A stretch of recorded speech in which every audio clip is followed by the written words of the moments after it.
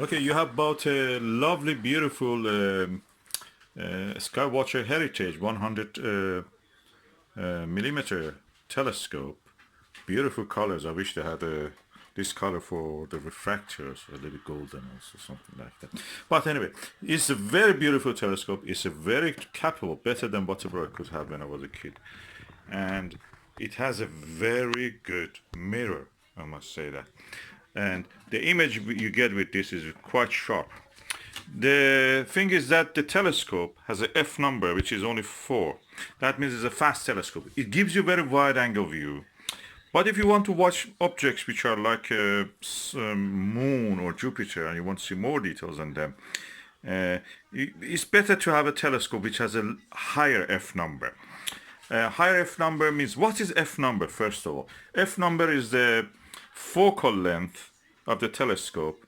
So the light path from here to here, which is 400 millimeter, divided by the aperture of the telescope. So aperture of the telescope is 100 millimeter.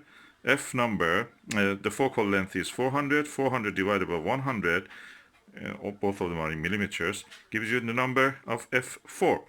You can actually increase the F number if you reduce the D, the diameter.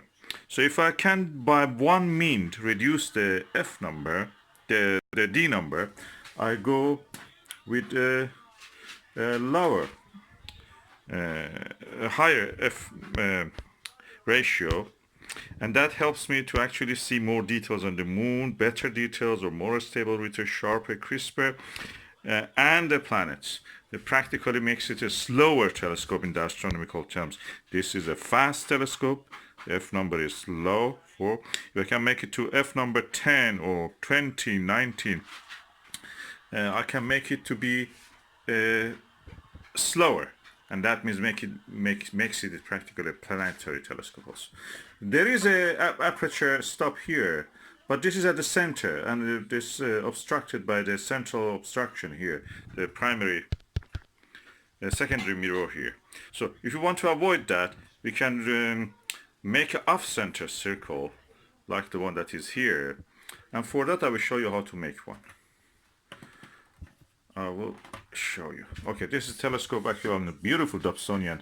I bought this telescope for just the Dobsonian mount to it, but the telescope itself is really good quality. Let me dismantle it and I will show you how to do it. Okay, as you can see, I have now the telescope optical tube assembly separated from the Dobsonian mount.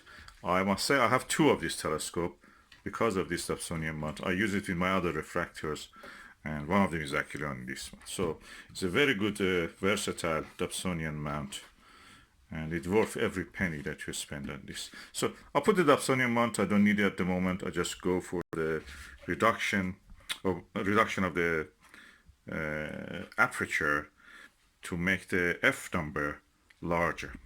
So we go ahead with that. So for this purpose I need a piece of card. My card was really odd shaped. I already cut pieces of it. So I joined two pieces of it together to make it equal to the circle of this telescope. Okay, I now remove the cap of the telescope and I put this over this circle. I'll show you. Okay, I'll put it upside down on the piece of card. I give a little bit edges around it so it will not be exactly touching the edges, because I want to use these edges for making the rim around it. Okay, first I go for marking this circle. Okay, I use a pencil or a pen to mark this circle. Okay, it's better that of course your card be black or dark. In this case this is blue, so black is better even. So I have marked the circle. Now I can cut it, but before cutting I want to leave some straps. So I put this kind of squares about 1 centimeter. You don't need to measure it, just by hand is enough. Something like that. And I fill around it with this strap so I can later turn them, fold them, and attach the rest of the edge to it. So now I have made all these square shaped markings around the edge. Okay, now I'm going to make my off-axis aperture. For this, I will use this circle. You can use a coin or anything. This is, I think, around 35 millimeter. It should not reach the center. If it reaches the center, it will be, again, it comes in the secondary mirror blocks a part of it. So it should be smaller than 30, 35, 30. You can adjust it, of course. You can make it a little bit smaller, a little bit bigger. You can have several of these to put it on your telescope to see which one actually is better. For different brightness of the objects, for moon and for planets, you can use different aperture stops. And let me now do this. I'll put a circle around here. It should be touching the edge here, almost. And I will now put the circle there. Okay, I have now drawn my circle and I will remove it. So what I have to do now is to, with the scissor, to take this part out. And then I take all these spaces between these edges out also. I will show you the result. Cutting this with a scissor, you can make a hole in the middle or somewhere in the middle, and then from there make your way toward this and then cut the circle. Okay, as you can see, I've not cut it, and I just left the last bit to show you how it is. Now I cut that last bit also. Okay, I've cut the last bit and I remove it now. I have now my off-axis field stop, off-axis aperture stop here. And now I cut the rest of the stuff. I will show you. Okay, you can see what I'm doing now, okay? And I'm cutting this, and when I'm finished, I will turn them this way and join them with a piece of paper all together. So they will go like that on the telescope tube. Okay, now the aperture stop is finished, almost. The only thing is that when you are here at this area, it gets thin. One way of avoiding this is just to put your circle a little bit away from the edge.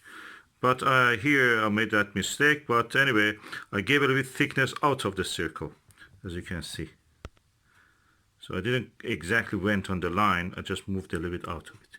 So at this stage, the aperture stop is ready. You can just sellotape it on the top. But if you want, you can just bend these edges, all these edges. I will show you. Okay, you can bend all the edges as I've shown here, and join them with a strip of this cardboard. I've run out of it, so if you have one for yourself, a little bit left, you can do it. You can do it with a different color material. It doesn't need to be the same color. And then what you will do, you put it like that on your telescope. At this stage is ready. You can just sellotape it. Just put one sellotape here, one sellotape here. You can remove it when you don't use it. But I recommend you build that edge so it will be something easy to remove and put without damaging your beautiful artifact. Handicraft. So that is ready. Now I have a off-axis aperture stuff. My F number is yet the same. Focal length is 400. By my diameter of the aperture, the opening, light gathering opening, is almost half or less than half. This was 100. This is now probably 3 or 4 centimeter. So 400 divided by 40, 4 centimeter, 40 millimeter, that means 400 divided by 40 is 10. Now I have a telescope which is F10. The F number, focal ratio number, focal length divided by aperture opening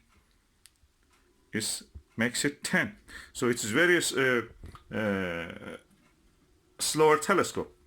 Is very good for viewing the planetary surfaces, for moon, for other things. So because it's practically, you have reduced the glare, the excess light that may dazzle your eye, or hide the details that you want to see in the lower light, just make a little reduction in the light.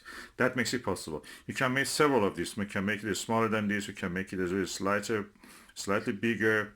And if you make 2 of these, actually you can use that 2 apertures for achieving the most accurate focus for yourself. You have to practice on that. This is another issue that you will learn.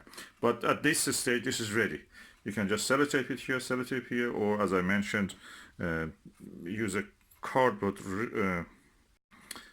band here, piece of cardboard, something around here, to join these tabs and make something like this that you can put it on and lift it at your own will. That's done. Now you have a full aperture stop.